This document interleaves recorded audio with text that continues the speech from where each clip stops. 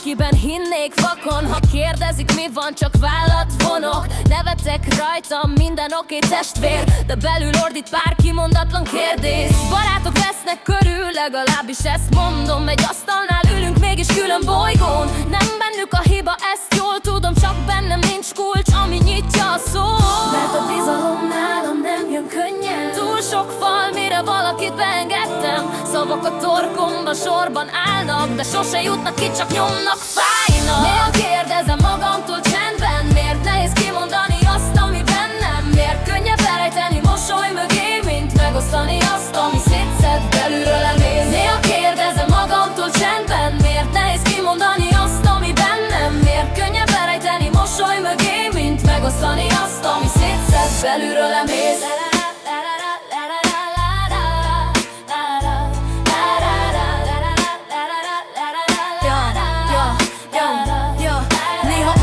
Megfulladok bent, a kimondatlan szavak húznak le, mint cement.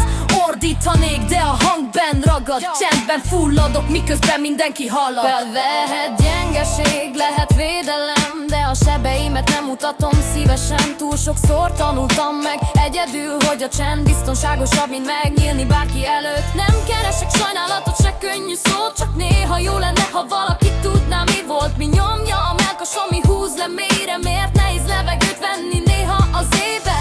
Lehet holnap majd könnyebb lesz, ki tudja, de ma még csend van és bennem a súlya.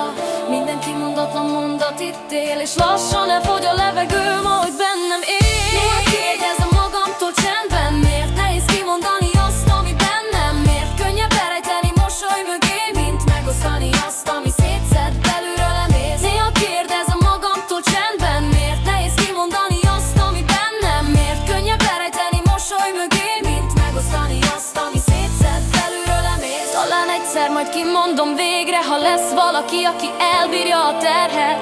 Addig marad a csend meg pár dallam, amiben végre őszinte lehet.